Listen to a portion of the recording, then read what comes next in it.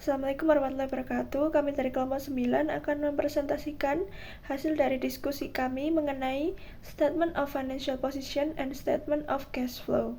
Sebelum itu, perkenalkan, nama saya Melati Kusuma Dewi dengan nomor NPM 250 130 10 400. Perkenalkan, nama saya Esther Melena Halim dengan NPM 250130101398. Assalamualaikum warahmatullahi wabarakatuh. Perkenalkan, nama saya Naila Faizafid dengan NPM terakhir 419.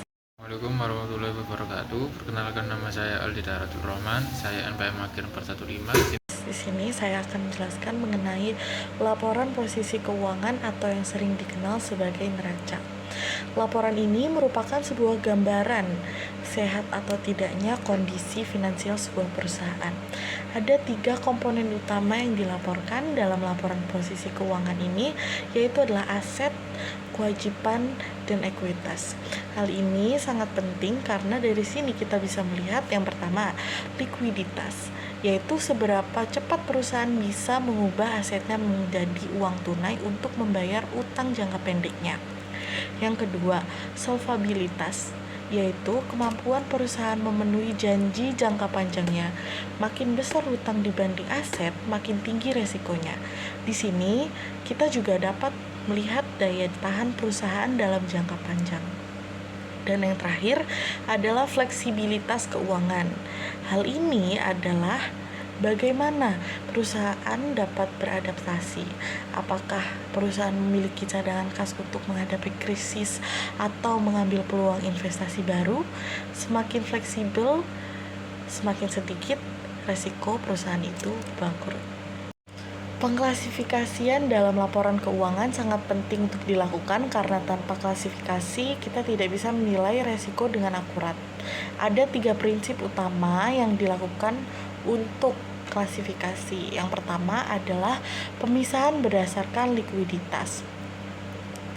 Pemisahan ini dilakukan dengan memisahkan kas dengan persediaan, karena dengan ini kita dapat melihat seberapa cepat perusahaan bisa bertindak.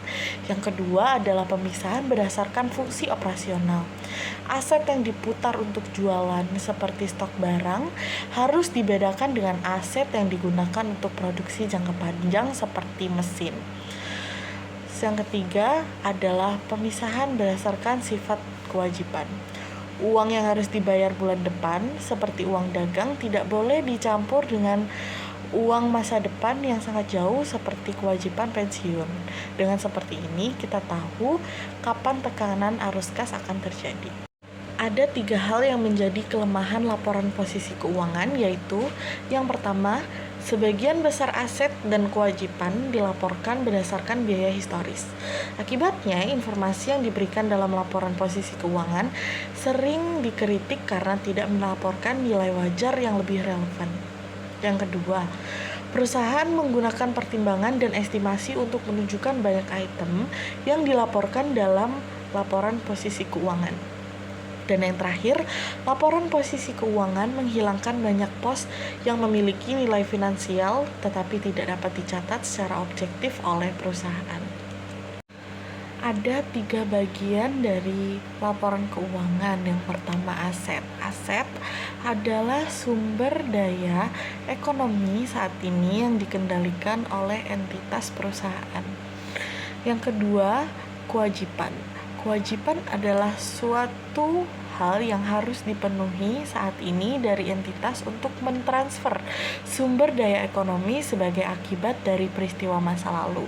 Dan yang terakhir adalah ekuitas. Ekuitas adalah kepentingan residual atas aset entitas setelah dikurangi semua kewajibannya.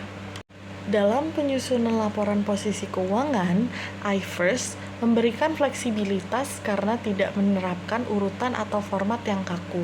Perusahaan bebas untuk menentukan urutan aset, kewajiban, dan ekuitas serta dapat menyajikan nilai bersih pada laporan utama dengan detail akun kontra yang dicantumkan dalam CALK.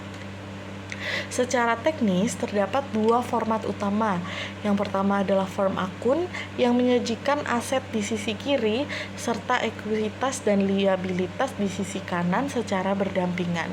Dan yang kedua, form laporan yang menyusun seluruh komponen secara vertikal ke bawah dalam satu halaman. Selain itu, perusahaan juga dapat memodifikasi format untuk menonjolkan modal kerja atau aset neto guna memberikan gambaran posisi keuangan yang paling relevan bagi pengguna laporan. Lalu untuk yang selanjutnya ada laporan arus kas atau statement of cash flows, yang dimana pengertiannya itu laporan arus kas adalah laporan keuangan yang menyajikan informasi mengenai penerimaan dan pengeluaran kas selama satu periode akuntansi. Dan tujuannya itu memberikan informasi untuk menilai likuiditas perusahaan, fleksibilitas keuangan, kemampuan menghasilkan kas, kenaikan atau penurunan hasil bersih kas. Nah, laporan ini menjawab dari mana kas diperoleh, untuk apa kas digunakan, dan berapa perubahan saldo kas. Klasifikasi arus kas ada 3, yaitu aktivitas operasi, arus kas dan dari kegiatan utama perusahaan yang mempengaruhi laba bersih. Kedua ada aktivitas investasi, arus kas terkait perolehan dan pelepasan aset jangka panjang serta investasi. Dan terakhir ada aktivitas pendanaan, arus kas terkait perubahan struktur modal dan pinjaman. Dan yang terakhir ada manfaat analisis, itu arus kas membantu menilai kualitas laba, yang dimana kemampuan membayar utang dan dividen, potensi masalah keuangan lebih dini. Dan kesimpulannya yang terakhir, laporan arus kas melengkapi laporan laba rugi dan neraca dengan menunjukkan sumber dan penggunaan kas yang diklasifikasikan dalam aktivitas operasi, investasi, dan pendanaan. Selanjutnya kita akan membahas mengenai additional information atau informasi tambahan. Bagian ini membahas informasi pelengkap yang wajib disertakan bersama dengan laporan keuangan menurut IFRS.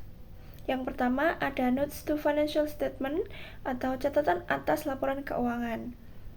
Ini fungsinya untuk menjelaskan secara rinci item-item yang ada di laporan utama. Contohnya, metode penyusutan, umur manfaat aset, kebijakan pengakuan pendapatan. Setelah itu ada Accounting Policy atau kebijakan akuntansi. Perusahaan wajib mengungkapkan kebijakan akuntansi signifikan yang digunakan. Misalnya, metode persediaan, menggunakan FIFO atau menggunakan metode rata-rata. Lalu metode penyusutan, menggunakan garis lurus atau saldo menurun. Dan juga penilaian mengenai investasi. Selanjutnya ada teknik pengungkapan atau teknik disclosure. Ada 2 cara pengungkapan. Ada 2. Yang pertama, penjelasan dalam tanda kurung. Biasanya langsung di dalam laporan, sehingga lebih mudah terlihat. Selanjutnya yang kedua ada cross reference dan akun kontra. Ini menghubungkan item terkait antar bagian laporan, misalnya aset dan liabilitas yang saling berkaitan. Selanjutnya ada other guidelines. IFRS menetapkan 3 prinsip penting, yaitu yang pertama offsetting yang dilarang. Ini maksudnya aset dan liabilitas tidak boleh saling dihapus kecuali diizinkan oleh IFRS. Yang kedua ada konsistensi. Ini maksudnya kebijakan akuntansi harus diterapkan secara konsisten antar periode, tidak boleh berubah-ubah. Selanjutnya ada fair presentation atau penyajian wajar.